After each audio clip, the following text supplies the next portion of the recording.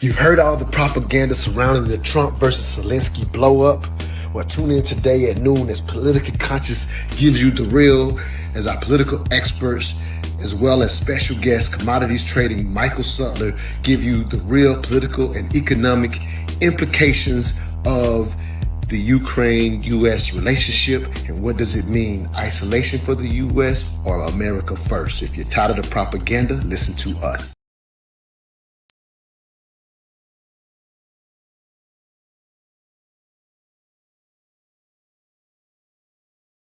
Yes, conflict. Yes, but after that, he broke this ceasefire. He killed our people, and he didn't exchange prisoners. We signed the exchange of prisoners, but he didn't do it. What kind of diplomacy, JD, you are speaking about? What does it mean? I'm talking about the kind of diplomacy that's going to end the destruction of your country. Yes, but if you Mr. President, with respect, I think it's disrespectful for you to come to the Oval Office and try to litigate this in front of the American media. Right now, you guys are going around and forcing conscripts to the front lines because you have manpower problems. You should be thanking the President for trying to bring it into this conflict. Have you ever been to Ukraine that you see what problems we have? I have been to. I've actually watched and seen the stories, and I know what happens is you bring them on a propaganda tour, Mr. President.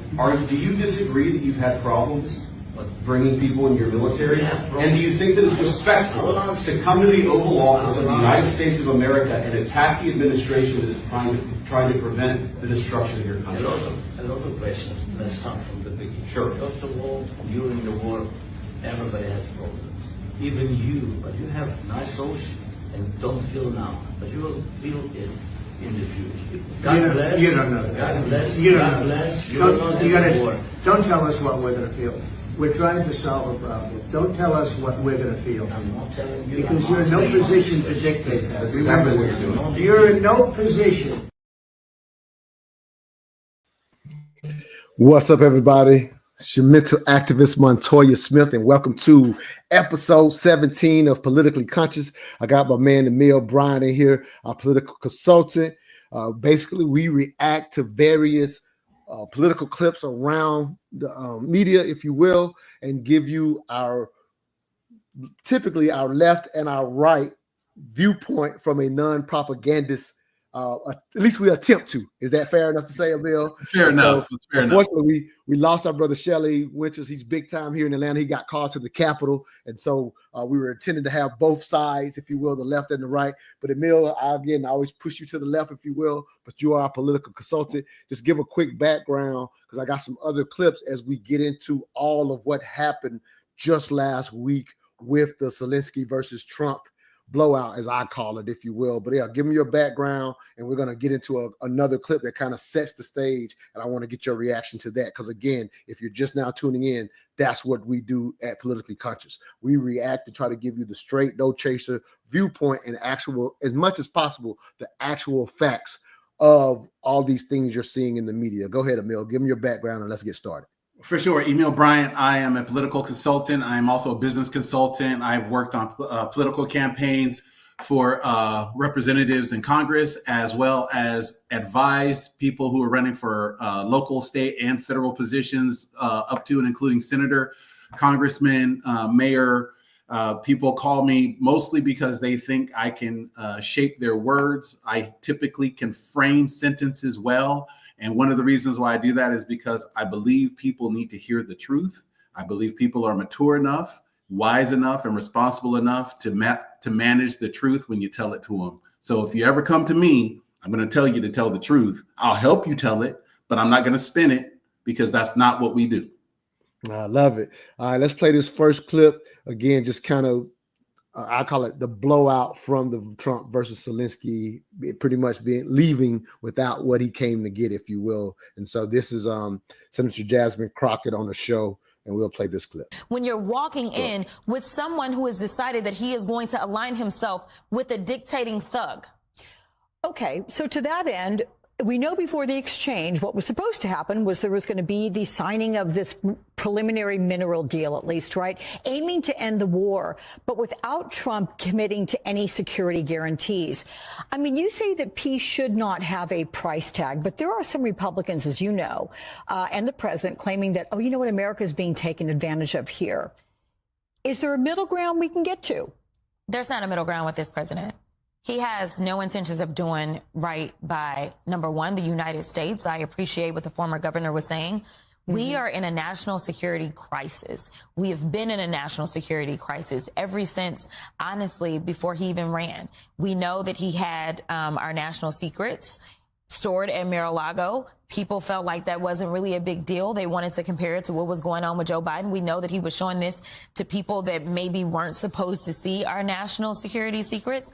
We know that he is consistently engaged in questionable deals as it relates to our emoluments clause when he was in the first go round. Next thing you know, his son-in-law was getting a lot of money from the Saudis as soon as they walked out.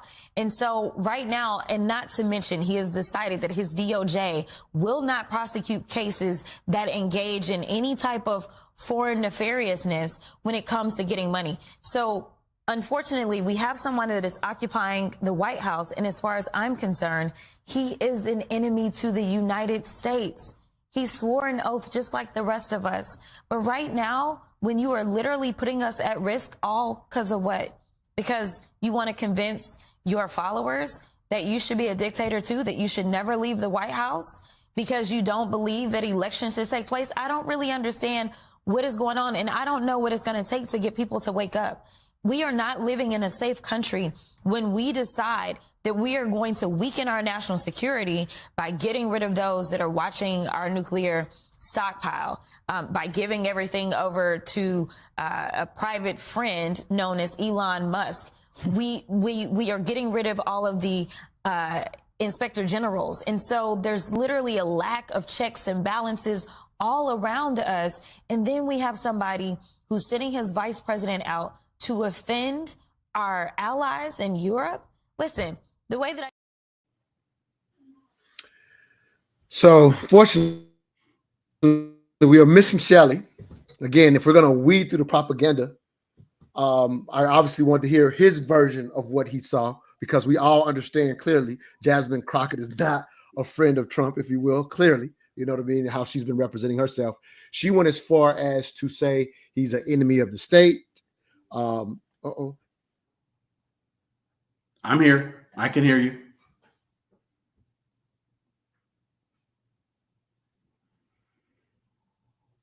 We are live, ladies and gentlemen, and this is part of the challenge of being live. So hopefully Montoya can come back. And if not, well, I'll take it from here. Stand by, please.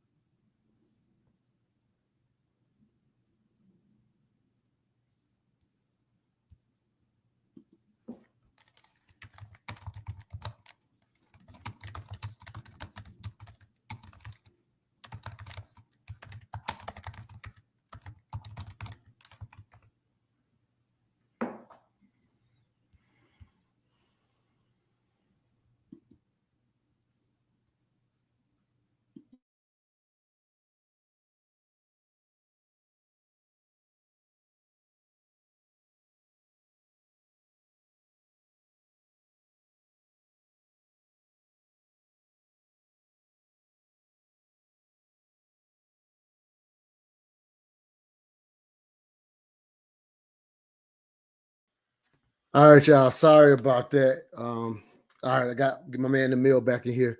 All right, cool. Sorry about that. All right, y'all. Technical difficulties. Being transparent, because that's what we do on this show. Make sure your input is plugged in on your computer, and it's you don't realize the battery's dead. I'm like, I didn't know, in, sir. I am I didn't know in. what would happen, and it's been unplugged, and my battery's dead. And so I literally cut off in the middle of what I was saying. And so still got some people watching, so they bear with us.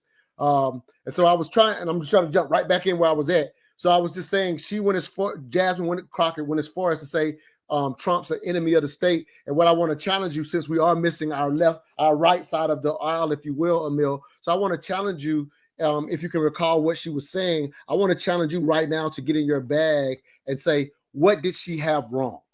And then you could come back to what you agree with, because again, Shelley would have given us his perspective from his side of it. So now, just from what you can tell, because I don't know if I'm going to go as far as saying our president is the enemy of the state. I'm just saying that sounds hyperbole to a degree, in my opinion. And there's some other things too. But again, we're missing Shelley to give us that perspective. So I'll ask you again, what did she get wrong based on what you heard? Well, first of all, she came to a conclusion instead of just presenting the facts. The conclusions belong to me, the listener, me, the viewer, not to her. And so what she did right was she listed off several things that were a problem, but what she did wrong was she came to a conclusion. And part of the problem is that if there truly is an issue with him being an enemy of the state, then we have other things we need to do besides go on MSNBC. And that's probably what I need to see from the Democrats writ large. Do not come to this conclusion lightly, because if you do, it carries enormous weight, and it carries legal weight. It carries weight in the population, amongst the people. It carries weight. So don't come to that conclusion unless you're ready to carry that weight and present a very formal argument. What you can say is, here are some problems I'm noting, and here's a pattern that I believe needs to be looked into. That pattern is what she should have articulated. Here's a pattern of behavior that leads me to believe there's something wrong in the White House. You can say that. That's fair to say. But to say that he's an enemy of the state, nah, that is national security level language, perfect, especially from a member of Congress. Yeah, and what happens is, just again, for our listeners, if you will, if you want to get rid of the propaganda, listen to us. It's like when people go to those extremes, that's kind of how you know they're setting you up and not giving you all the context.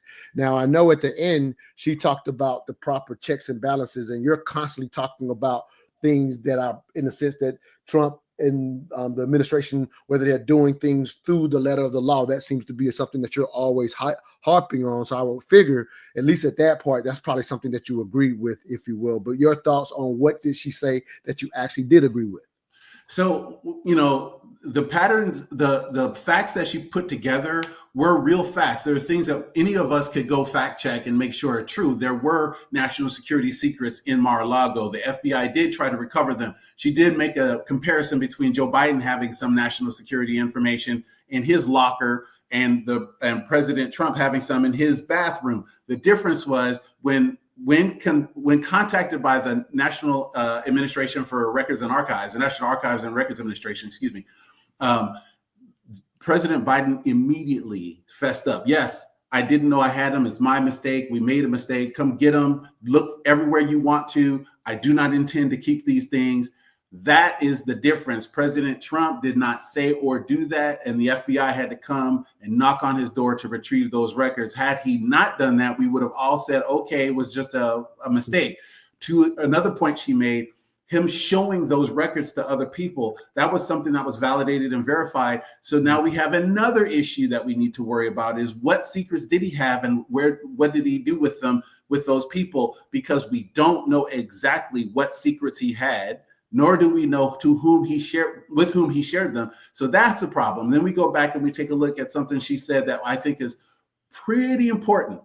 The inspectors general that President Trump fired, our friend Shelley would say, he's just surrounding himself with his team. And while that's true, the problem is, if you go back in time, the inspectors general tend to be very apolitical, right, on purpose. Right. Their job is to be the watchdog.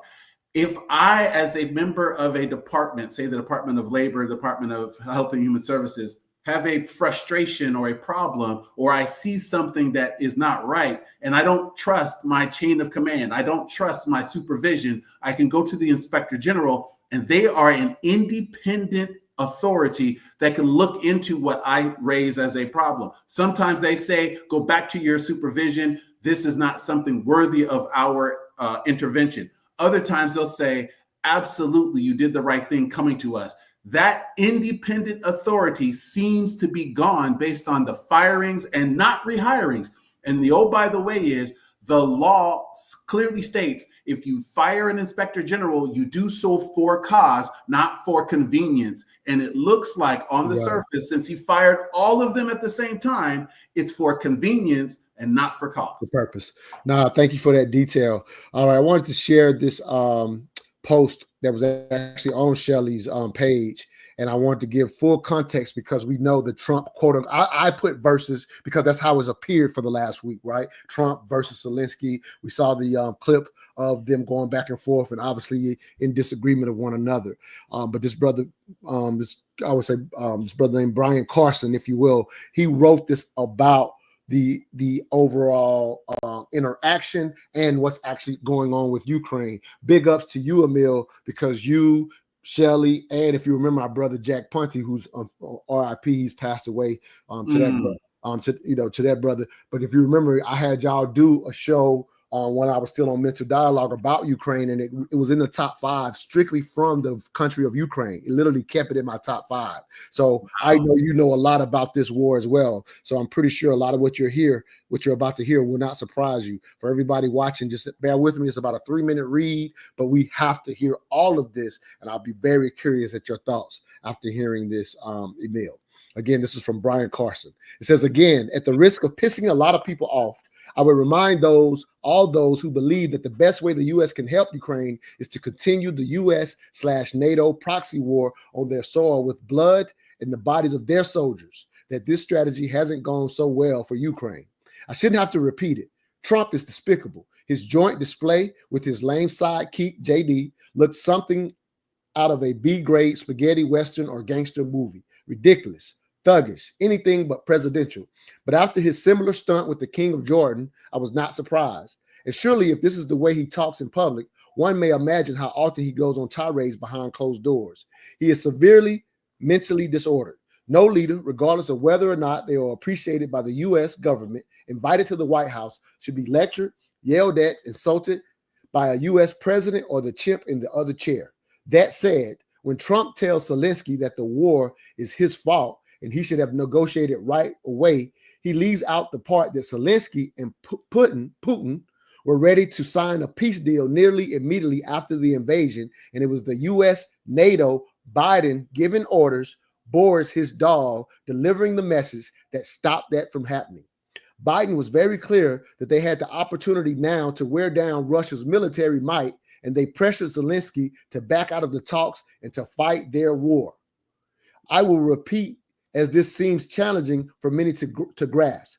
The U.S. government under Biden/Harris pressed Zelenskyy through Boris Johnson's intervention, stopped a peace deal that would have the Russians out and back to Russia and would have seen Ukraine never joining NATO and never housing nuclear weapons.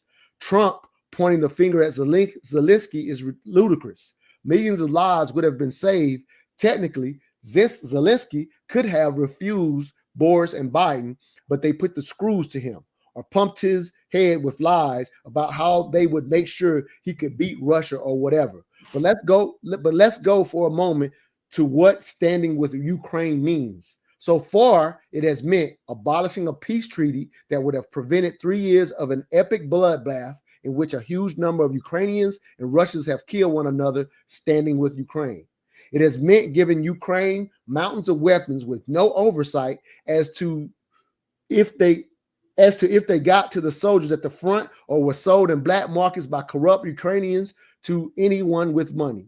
Zero oversight and therefore nothing tracked, no assurances that something like $100 billion worth of weapons made it to their destination standing with Ukraine. It has meant that the U.S. war industry and all those with stock in them have profited massively standing with Ukraine. It has pushed the risk of World War III as close to the edge as it was during the Cuban Missile Crisis, as Russia was faced with the fact that the U.S. was going to put Ukraine in NATO and set up missile bases there, standing with Ukraine. U.S. weapons have been used to hit Russia on Russian soil. That is an act of war and would be recognized as such by the USA had Russian missiles been used by anyone to hit U.S. soil, standing with Ukraine. He has more, but I'm going to stop there. But I don't know. You know better than me. But he's calling out the U.S. in general. And I think it's a fair call out from what I've learned from you guys. Your thoughts, Emil? So, this brother's very eloquent, and I think he's, beautifully stated on many things.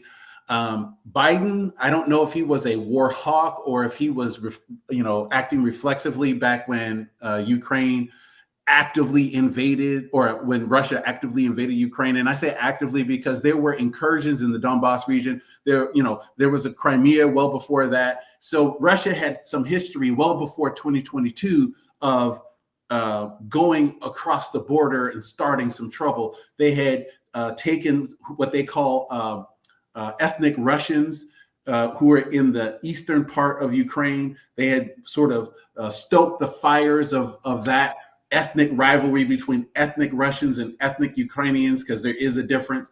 And so there's this big to-do. But Zelenskyy, a month ago in February, with a interview with The Guardian, very clearly said, no, Boris Johnson did not convince me to not take the deal.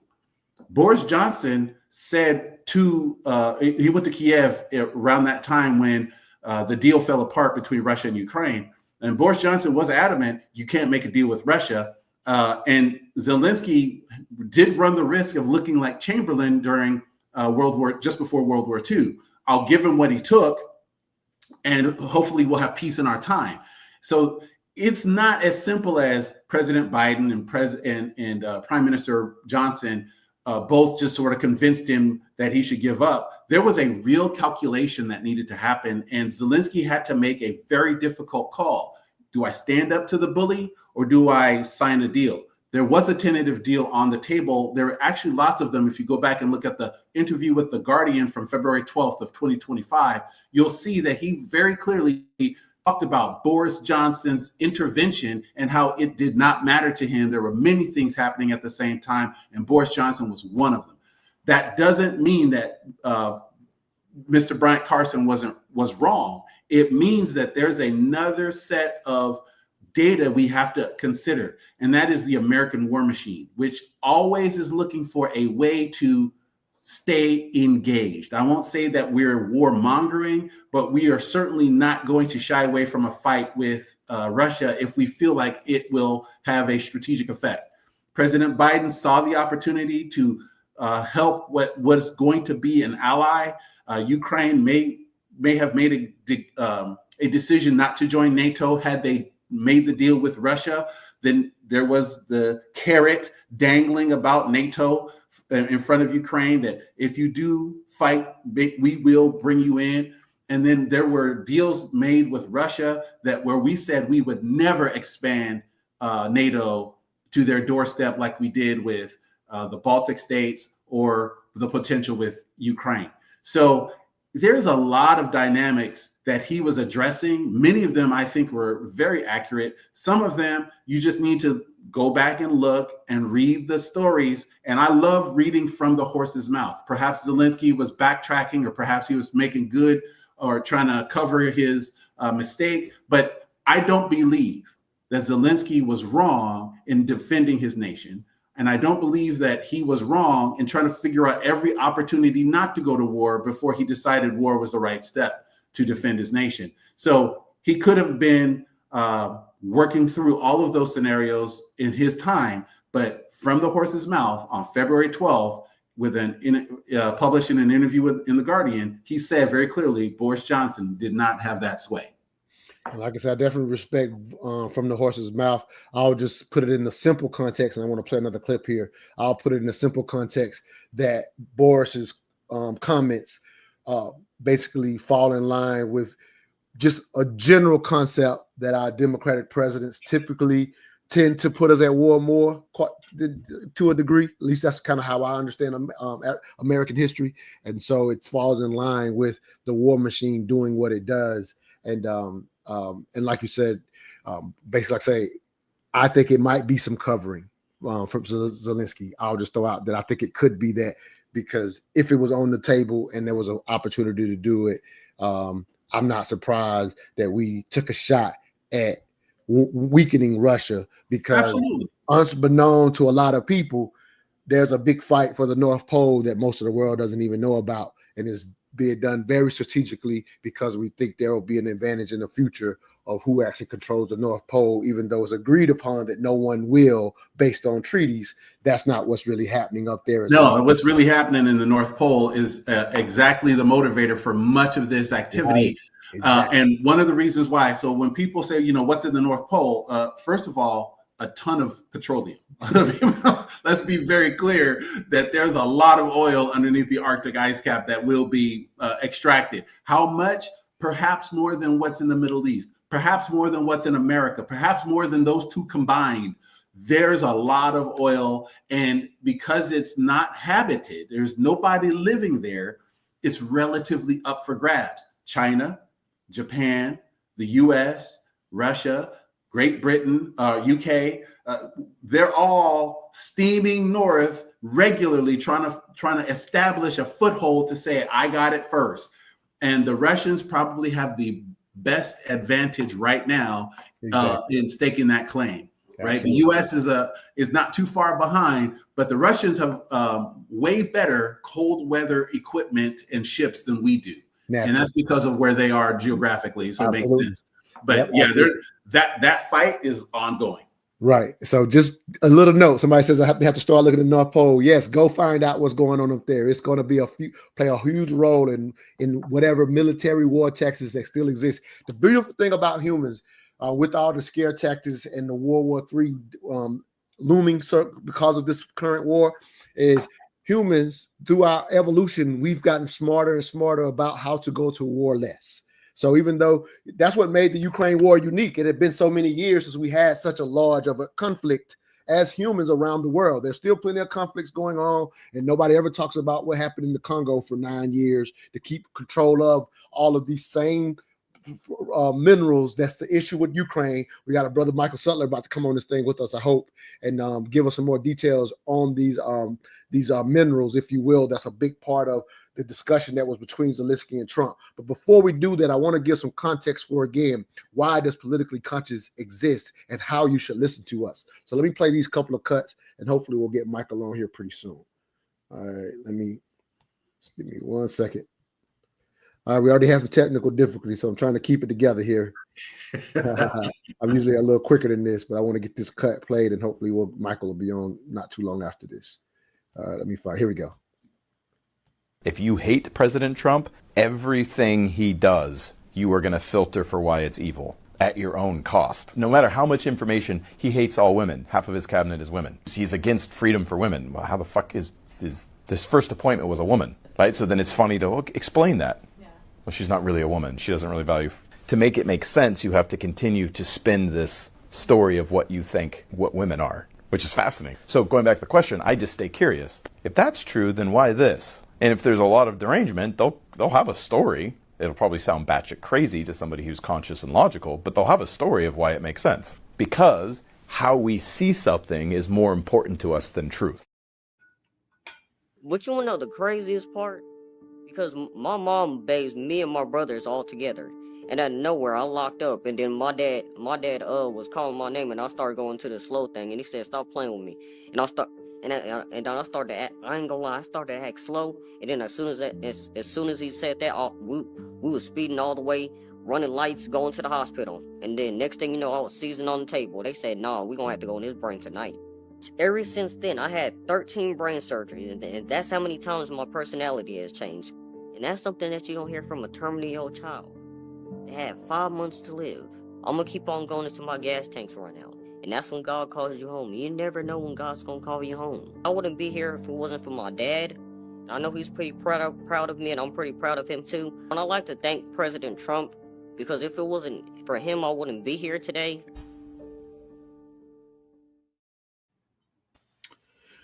So, again, to put in the politically conscious show in perspective, we challenge you. With the first clip is something that our other correspondent, Shelley Winters, who unfortunately had to be at the Capitol here in Georgia today and couldn't make the show.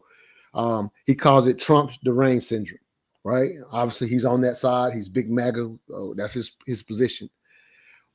I played that cut because I think that guy's name is Sebastian Inges, if I hope I'm saying his name correctly, but he's highlighting just the risk of filtering, right? The risk of filtering, obviously, is, I've never even used this term before, but DJT. I just hear a lot of people saying that right now, right? DJT. So filtering anything through a lens of such hatred that you can't get the facts, or as he said, remain curious. So I wanted to highlight kind of his point of being leery of that. And we're going to challenge you when you're listening to this show, whether it's Shelley talking or whether it's Emil talking. This goes both ways. We're just using this as the example because he's our president. And we do see that type of hatred to the extent you can't always hear the truth. And you just automatically, your cognitive dissonance can kick in and you just go against things. To the extent that, unfortunately, when I play the DJ Daniels video, unfortunately, that's the young man that the Democrats could not applaud at President Trump's speech last night when he brought forward and says, we're making you an honorary member of the Secret Service, with this young man that's had all these different battles with cancer. I always say, and it's probably not appropriate for me to say because I'm not a very religious person, but don't allow politics to steal your religion. So that's something that I always personally say. And I'm saying that is the case when, in my opinion, the Democrats went out sad and not been able to even clap for this young man. And this is all with, and I'll let you jump in, and this is all with the politics does this. Politics, to a degree, is there an aspect of DJ Daniels being a muse in politics? There is, that aspect is there, but that should not keep you from being able to honor the humanity of this young man's story. And it is an honor, regardless of who the president is, to bring a child in that situation and make them an honorary member of the Secret Service. That should be a standard ovation, no matter what your politics is. 100. Even despite what and I say muse just from the standpoint of, yes, has the current administration cut back on cancer research? Like, is that a reality of what's happening with the politics? But you have to set aside your politics when it comes to humanity. That's what I'm challenging people to do. And don't hate the president so much that you can't just be human, for one. And two, even when it comes to the information we're presenting, right or wrong, left or right, try to wade through the propaganda. And you cannot do it if you have any type of hatred or Trump deranged syndrome in this case, or on the other side of it, so much hatred for the left that you can't hear the truth. That's me getting on a soapbox for a second. Give me a response, and we got to get back to this Ukraine situation, Emil. Yeah, so we've been doing this for far too long in this country. We name call, we identify our enemy as somebody not American. So we call them communists, socialists. We say they're un-American. We've even had a House Un-American Activities Committee to investigate people who think differently than what we think, what one group of Americans thinks all Americans should think like. So when we have these kinds of moments, we're literally disconnecting our ability to think. We're literally unplugging critical thinking from our ability to navigate reality. And the moment we do that, we surrender our power. The point that Sebastian Inges was making that I love was, you got to stay curious. I know there are things that this president does that truly upset me as a veteran, that upset me as an American, and upset me as a Black man. But I'm also wondering what's going on. The deeper I go, the less pleased I am, but I'm at least curious what's happening, right? And the problem is that you begin to short circuit your ability to see reality when you think it's all bad. It's all one way. that young man who was on from the honor, who was honored by the Secret Service as an honorary member, he is worthy of support. He's worthy of applause. He's worthy of being celebrated. 13 brain surgeries. I don't care if he's thinking, Mephistopheles. He's alive and he's healthy. Then we should be thanking him. That man's been through 13 personality changes. His words. Yeah, let's jump into this cut, man. Sorry to cut you, man. Hold on to it like that, nah. Yeah. Let's let's don't let our politics make us look like that. And I'm talking about just whatever side of the aisle you're on. In this case, shame on the Democrats, specifically when it comes to DJ Daniels. All right, Michael, if you can hear me, brother, we're about to bring you on after this cut. So just wanted to, I hope you can. I don't know, actually can't hear me, but I'm going to play this cut and get him on. That said, we want $500 billion of your mineral rights in Ukraine for free. And Zelensky's like, what? And he's like, sign it now, sign it now. And Zelensky's like, I'm not gonna sign it now. This gives away the natural resources of my people. And you guys, again, have given 140 billion, and I really appreciate it, but why am I giving you back 500 billion? And who am I giving it to? It doesn't even clarify. Because guys, this is super important for you to understand, especially if you're in the right wing, or if you watch mainstream media and you've listened to this propaganda your whole life. When we rob the natural resources of another country, like whether it's, in the Middle East for oil, or in this case now minerals in Ukraine, we don't get it. The American taxpayers don't get any of it. American corporations get it. And in this case, the corporation that needs lithium the most is Tesla. So this is a dirty deal the whole way through.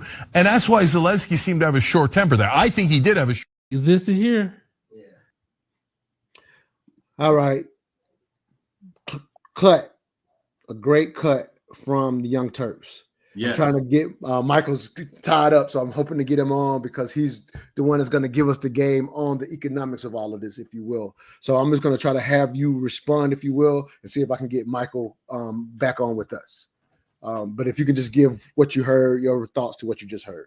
Yeah, so that deal is dirty and awful, and I would, if I were Zelensky, I would have pushed back too. Zelensky in November of last year, right after the election, actually in August of last year, and then again after the election, offered what he called the victory plan. Annex 5, if I remember correctly, of that victory plan was a specific deal that allowed access to mineral rights for the nations that were supporting Ukraine. It was a very clear, he actually made the deal to President Trump after he won the election. I read the report from November 11th of last year. So President Trump said, I'll think about it. And now come 4 months later, we see this really sort of almost gangster moment where Trump's like, give me half of, it's not just minerals. Believe it or not, it is so much more than that. It is 50% of revenues from all of their natural resources, right? So it's not just mineral rights. It is minerals, it is production, distribution. I mean, it's a really draconian deal. And what hurts me as an individual watching this is you already are in the bully position. You already have him as weak as he'll ever be. He's fighting a war, his back's against the wall. But this is a very accurate way of portraying what I see. He's just going to put the screws to him further and see what he can get out of him. So when you are in a position where your back's against the wall, this is not the president to beg mercy from. You are not going to get it. You're going to have to make a deal, and that deal will suck for you. And he's going to make that deal because he knows you need to save your country from this onslaught, which means those mineral rights. Now we can talk, and I hope Michael Suttlar can come in, but there's some dubious parts about Ukraine's side of this deal that we need to go into, and I hope we do. But the fact is that the Young Turks, in my opinion, were absolutely right to call out the deal as dirty.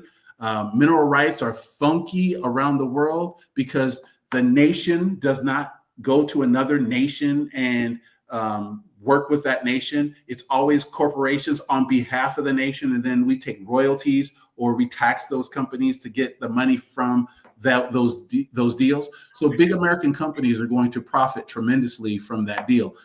Titanium, aluminum, iron are the big three. And then people talk about rare earths. The rare earth metals in Ukraine are not well documented. The last major survey that was done of rare earth metals in Ukraine was from the Soviet Union days.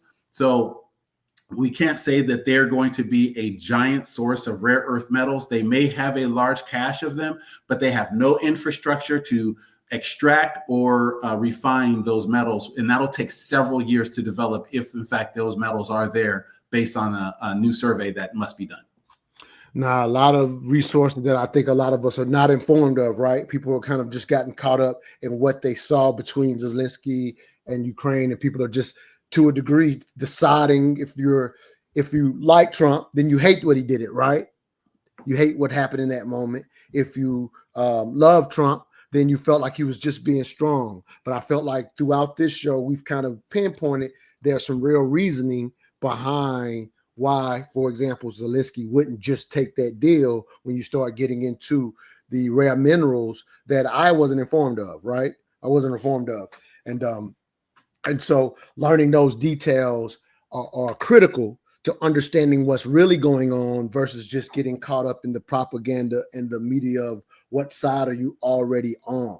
At the end of the day, there's a lot involved politically with this situation. And it's not to say that, in my opinion, that everything Trump did was wrong or that everything Zelenskyy did was right or wrong. I mean, at the end of the day, there's a lot of reasons for why we would want those rare earth minerals.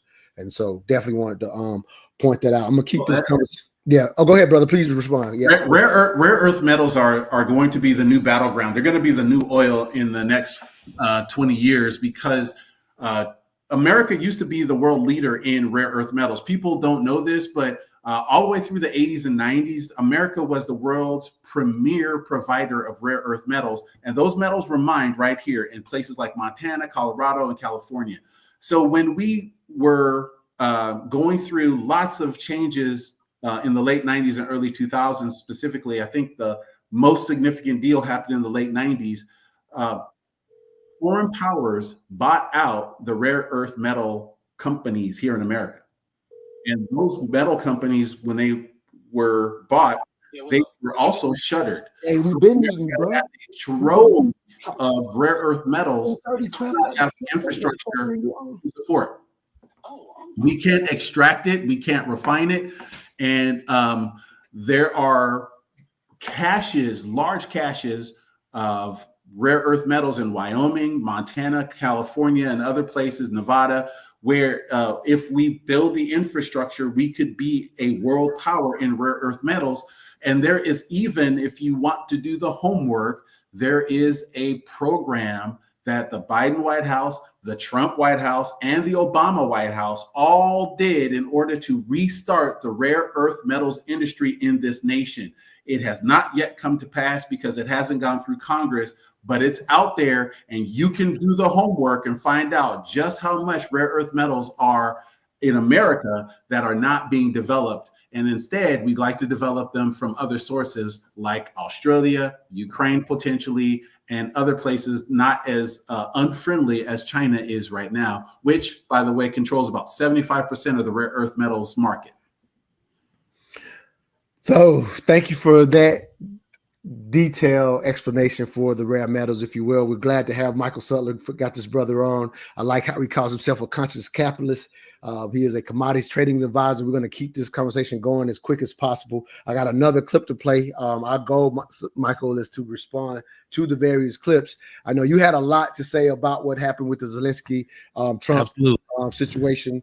We're going to keep this going because we only got 15 minutes left to just get right into the economic impact of one, the tariffs just took place, and how it can also equate to what's going on with Ukraine and the country, if you will. So let me play a couple of cuts here, and we'll be interested in your take on these cuts.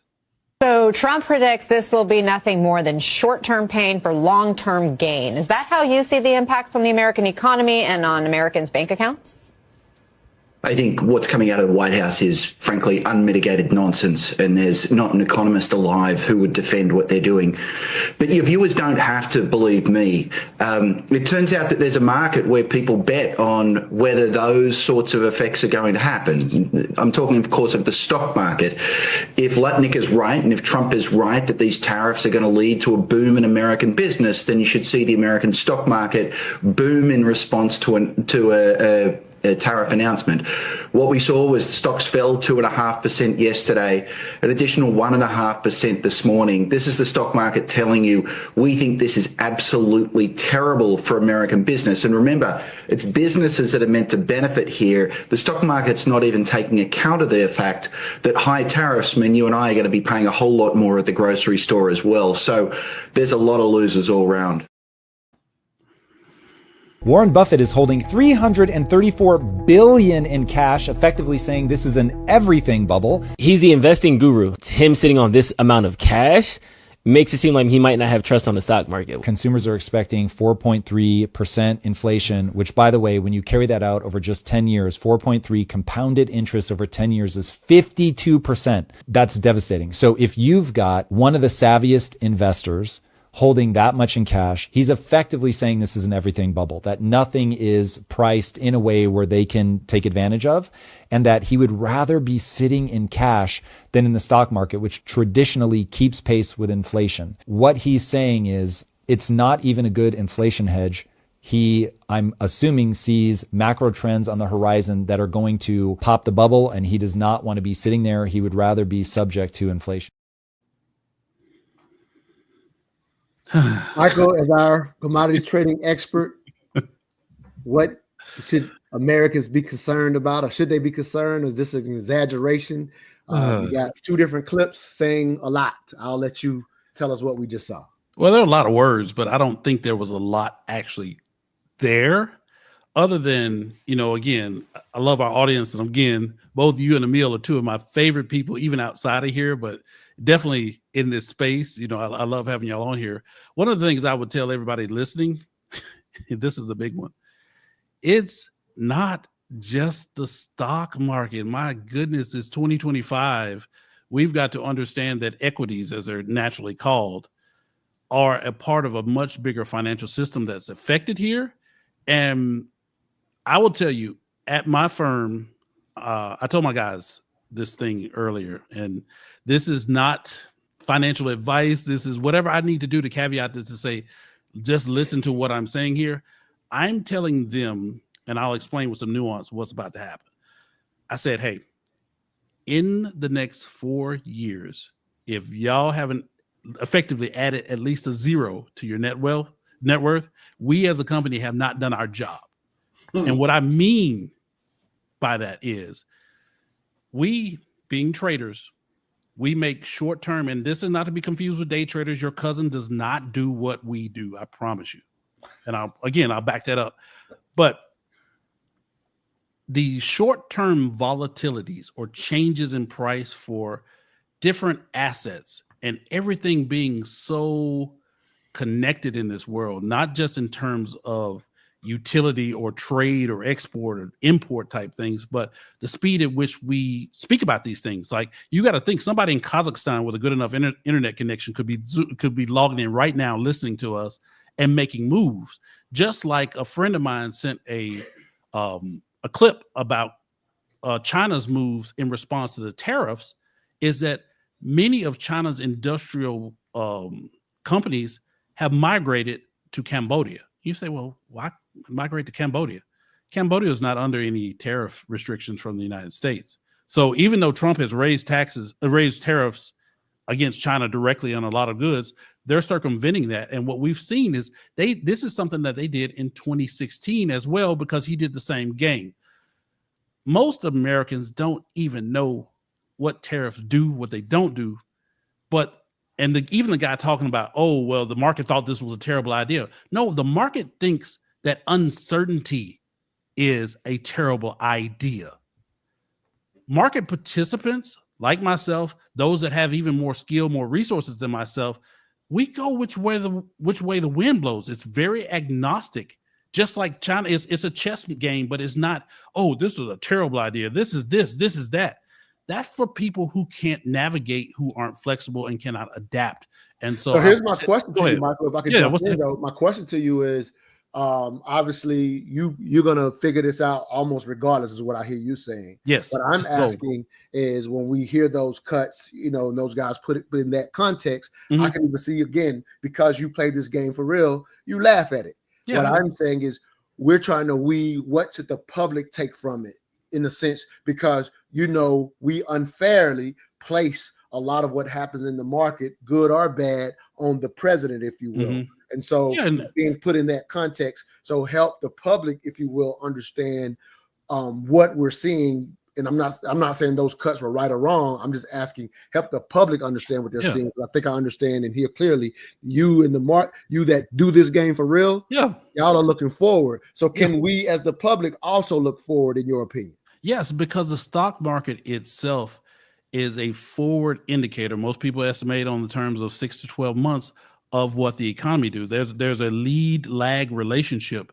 The stock market itself, the equity markets, because of the nature of it, it's forward looking. It's looking down the road.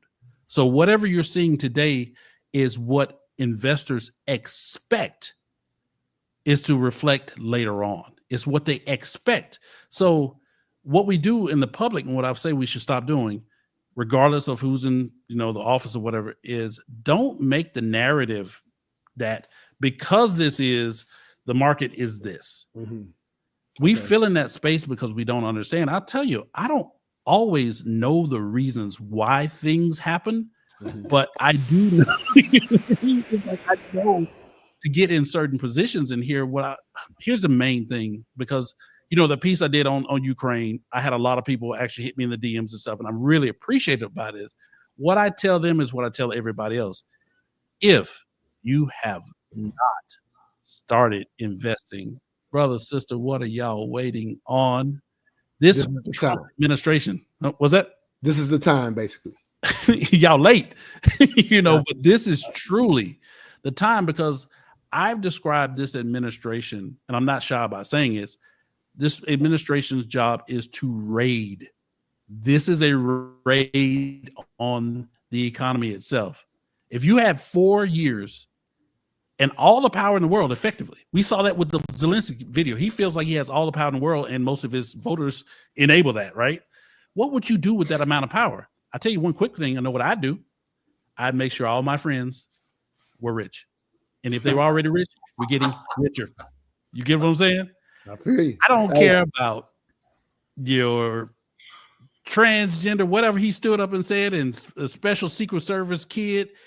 All that stuff is the show around the real thing, which is extend the amount of wealth that we're able to get from these rare earth metals.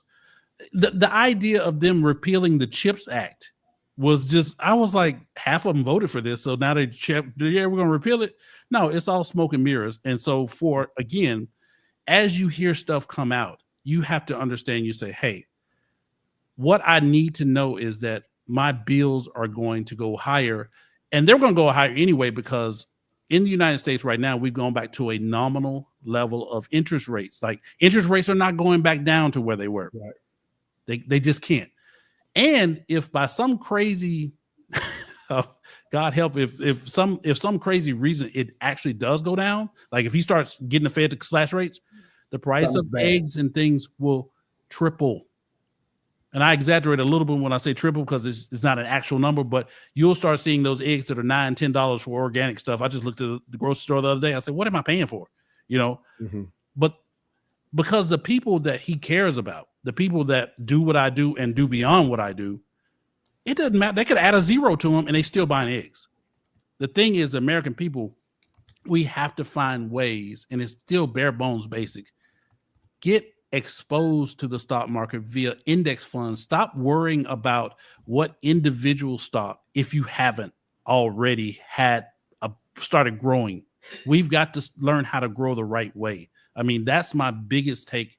And I always sound like a repeating thing on this, but it's the one thing. Like, people say, what do I do? Well, I say, well, do you have a core foundation of investment? Do you have a core index fund that's indexed to the S&P 500?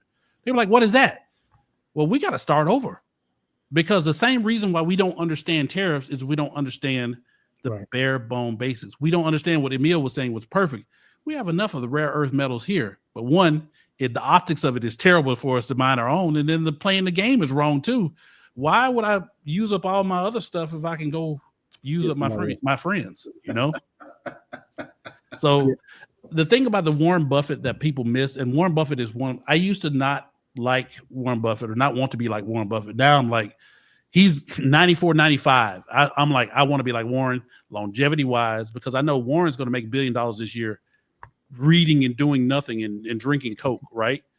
So people are like, oh, he's got, $1/3 of $1 trillion sitting in cash, because Warren Buffett has one of the top 10 companies in the world. Their income is not in question, no matter what happens. It's not necessarily that he doesn't have faith in the stock market, because Warren Buffett has built an incredible career in having faith in the U.S. stock market. But you have to think in scale and scope. $1/3 of $1 trillion, which is a heck of a lot of money, is a position size for Warren Buffett. He's looking for more opportunity. He's playing a longer game. It's not that, the stock market's, no. His game is deeper, bigger, longer focused than Paul. It's the diversity. So the amount, if I'm hearing you clearly, as a layman of this, right? Yeah. And learned a lot from you, and got my little coin invested because I exactly. You, right? That's all I want. Yeah, but I'll say this: if I'm hearing what you just said clearly, that while I forgot the brother Tom Beal, how I say his name? Got to play the clip from you. I know him. Yeah. I can't say his name correctly right now. But instead of highlighting it as an alarming thing, you're literally saying this is his diverse portfolio. Yeah. And this is the amount of cash that he plans to look for more opportunity with. More opportunities. He would have been doing this regardless of what's happening with whoever. Kamala could have won. Yeah, exactly. And he still would have the same amount of money set aside to go play and go more opportunity. So I love that context. Again, that's why if you're tired of the propaganda, we say listen to us. But what he just said, Emil, I knew you or I couldn't come to. So that's why we got this brother on. I'm glad you brought Mike. I'm glad you brought Mike. See, Warren Buffett just invested in Constellation Brands, which is the brewer of Corona beer. He ain't stupid. And he knows that his cash position allows him flexibility to find new opportunities. Warren Buffett himself has said for the last 60 years, I invest in companies that make money already, and I let them make me money instead. That's his whole mission. So when he's got a big cash position, guess what he's doing? Hunting. Exactly. He's got a gun loaded with $1/3 of $1 trillion, and he's out looking for elephants and rhinos exactly. And blue whales. He's trying to kill the big beast that will make him more money. The things that people don't understand about the stock market, he's just in a cash position because he's scared that the stock market, No. He's in a cash position because he's about to bag big gains. And once we understand that, we can play the game. One of the people listening commented, he said, so investing with Trump's friends is the move right now? Yep. I like that. I'm not going. I am not an investor. I'm not under SEC rules, so I'll say it. Right. If you want to make money over the next 4 years, mirror the people in charge of America. And let me say this, and we got to go to another cut. Michael, if you got an extra 10 minutes, I don't know if you do. I know you got okay, cool. I'm going to ask you, Emil, do you have an extra 10 minutes? I want to change this conversation, but I want to close this part with this. Again, this is a prime example of what we look to do on this show, right? So we're basically, you can take what Emil just said, because again, he's not under any, he just said it as a friend. That's what I can't confirm or deny it. Cannot, with his laws, he cannot do it legally. What I'm saying to all of you, the bigger point of our show is, you shouldn't be scared when you see those clips. Right. That's the bigger point of our show. Yes. The bigger point is we're trying to give you the real so you can have context, regardless of whether you choose to invest or not. Don't let it be linked to the president, because one thing Michael taught me years ago, for investors who do this every day like they do, everything that gets played in the media when it comes to the president, the stock market, and the actual GDP is laughable to them. It's always laughable based on those who really know what's going on. So just know that that is one of the biggest areas that our politics, left and right, put on the most propaganda to attach it to make you feel some kind of way to say this president is good or bad, and they're usually always behind, is what Michael always talks. Completely behind. So just don't listen to that noise when it comes to that, is what I would say. All right, let me play this other cut. This is something that you've been super concerned about throughout the weeks on this show. And for anybody who just popped in, we do this. We try to pop up weekly. We're not doing it at a regular time. You just have to catch us when we pop up. But this is something that you've been super concerned about. And Michael, you might have some thoughts on this as well. Okay. What do you make of this big, I think, constitutionally existential question about whether or not court rulings are going to be treated as optional by these guys? Their brazenness at breaking the law, whether it's with the CFPB or USAID or any of these other things they're doing, seems to me born of a kind of confidence that can only come from their expectation that the courts don't mean much at the end of the day, and that illegality is not necessarily a reason to avoid doing something that they really want to do. You're right. We've got our toes right on the edge of a constitutional crisis here. But here's the thing. It may be the case that Donald Trump is so full of confidence that he thinks he can wave his wand and whatever he wants to happen will happen. And in many cases, he will be right. For example, the Republicans in the Senate just go ahead and confirm people for jobs that they know they are not qualified for. So they will kowtow to him. But I don't think that's going to happen with the courts. And here's the next part. They may not be able to force Donald Trump to do something, but Donald Trump isn't actually the guy who puts in the orders and cuts people's paychecks. There's somebody else in the system who does that. And they're a click down from Donald Trump and a click down from that and a click down from that. And when a federal court issues an order and then gets people in front of them and says, you either follow that order or find yourself in contempt, now we're going to see whether or not those are people who are going to say, oh, but Donald Trump told me, and a judge is going to say, I don't care what Donald Trump told you. I'm telling you what the law is. You follow the law. And, you know, my view right now is the courts are where we are hanging on to our constitutional structure. They still have the power to hold everybody else in this country in contempt if they do not follow lawfully issued court orders. So, Emil, I'll give a little context and want your thoughts on that. And so a lot of what we've been talking about, the blitzkrieg of all these different orders that are coming from out of this administration, and Shelley highlighted, is somewhat intentional, and to get some things through kind of under the radar, if you will, kind of push in so many directions. And so there has been these constitutional issues where even some of, if I understand, even Trump appointed lawyers from the previous administration, judges, not lawyers, judges pushed back on some of his certain things.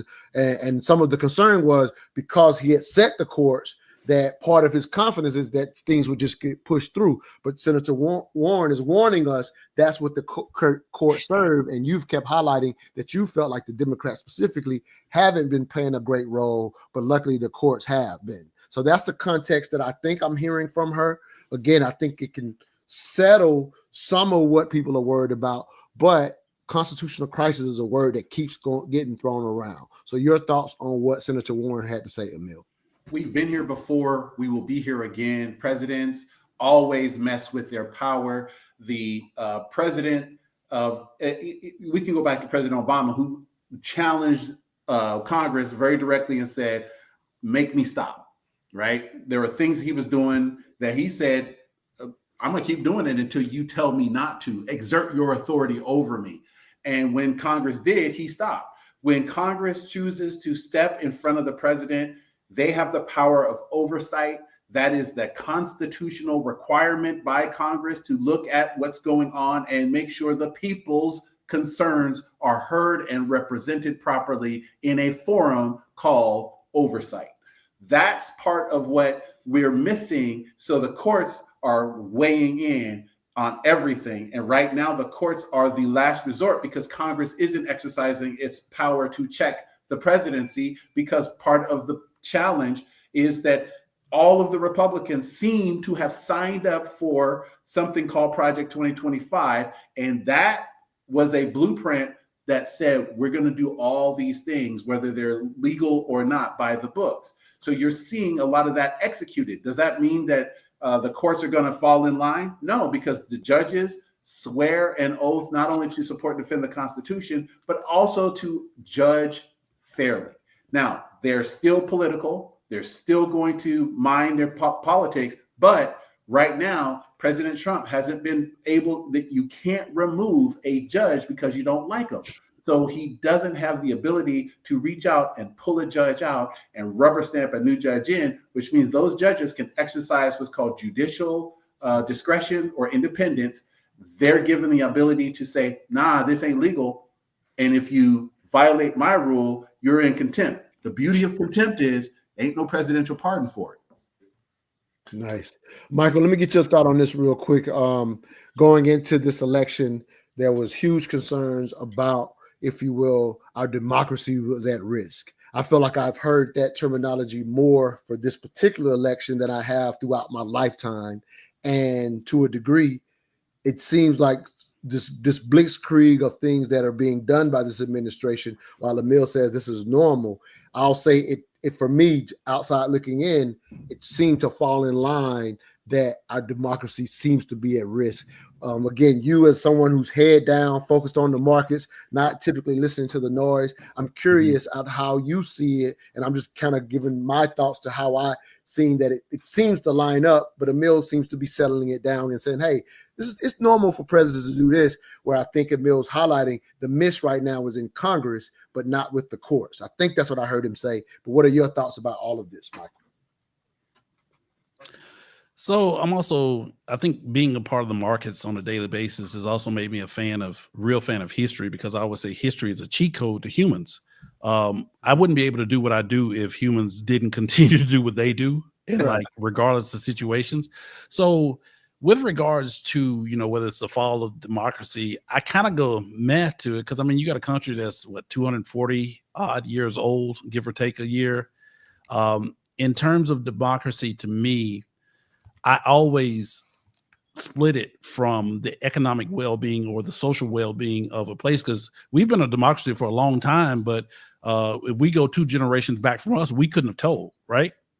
Like, it's one of those things where if you're looking at the structure of democracy, like Emil says, we've got the checks and balances in place, but this is almost like a fire drill to check those things, because as you see coming through the legislative branch, you saw how they give so easily. To me, I'm really watching it a little bit to see if Emil is right on whether the judicial courts, which, by the way, Trump appointed 274 Article 3 judges, 174 federal judges. Like, he's appointed tons of judges, which, like you said, aren't supposed to be political. But I always kind of take anecdotally looking at what the Supreme Court says or doesn't say, and seeing who's now vocal and who's. You got some cats on the Supreme Court have been not vocal for decades, and now they're talking and writing and I'm like, where have you been, brother? Where have you been? And so my focus is not so much on.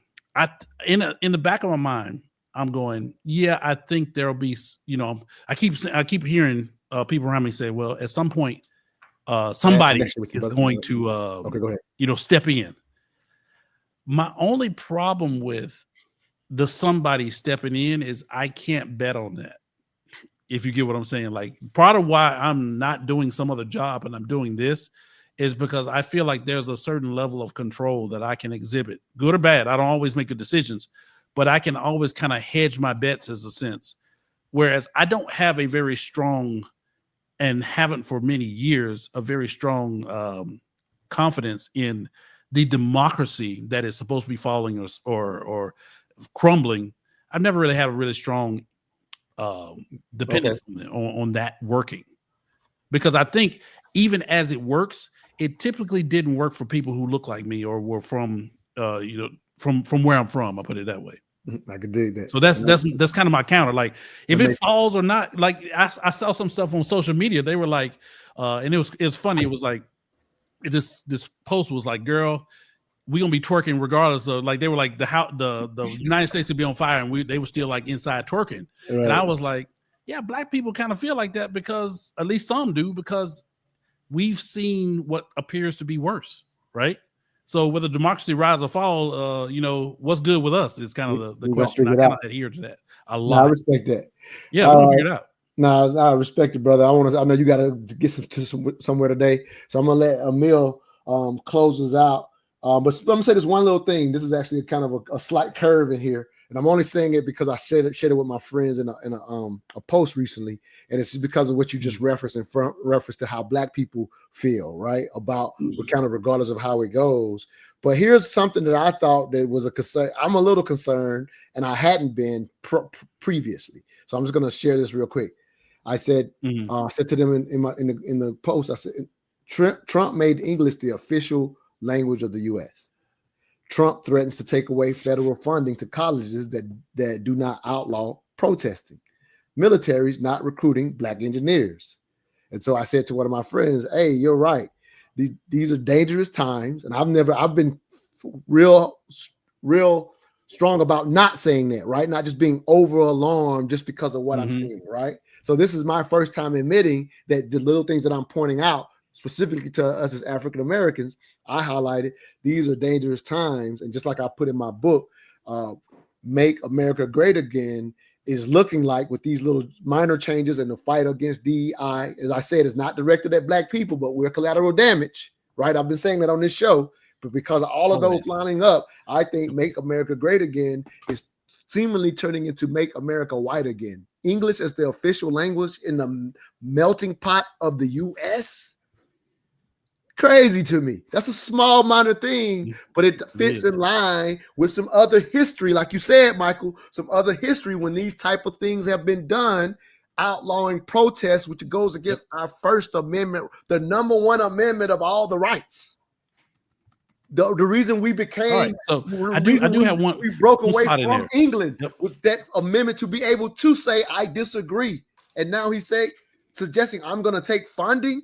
Like, it's lining up to make America white again. I'm just being factual in my opinion. Emil, I'll let you close us out. And Michael, if you got a thought, I'll give you a thought on it too. I'm done with it. I just wanted to throw that out before we close. Man, so what bothers me is people believe that he can say and things will happen. It is unconstitutional to try to quash protests using that kind of coercion. It's not going to pass any court. It is a fundamental constitutional right. The fact that he's trying it is exactly what you're saying, Montoya. I agree. The fact that he's trying it is evidence. But the fact that I know that this nation was founded on and will go crazy on any curtailment of the First or Second Amendment, specifically the First and the Second Amendments. Americans do not like, we need to complain.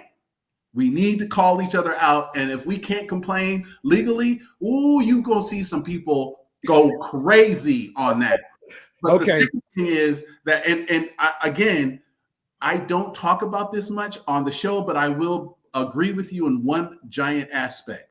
This president believes he has a mandate to make heteronormative white masculinity the standard. He feels that's what's going to, so all the transgender stuff, the English as the official language, all of that is his belief that he was told by the people who voted him in, make America this. And I call it vanilla. It's the vanillification of America. And what you're seeing is him acting on that mandate. I don't like it. I don't trust it. But I also know that the checks and balances, because the baby, the bathwater, the bathtub, the sink, the faucet, all of it's getting thrown out during this time. And people who didn't expect to be bit in the face are being bit in the face, getting back to this standard that he believes he's been told to do. Michael is our special guest. We'll give you the final thought for this episode 17 of Politically Conscious. Thank you for being with us today. Man, so just to kind of give a macro view to that, like I said, I really hope that the checks and balances do check out.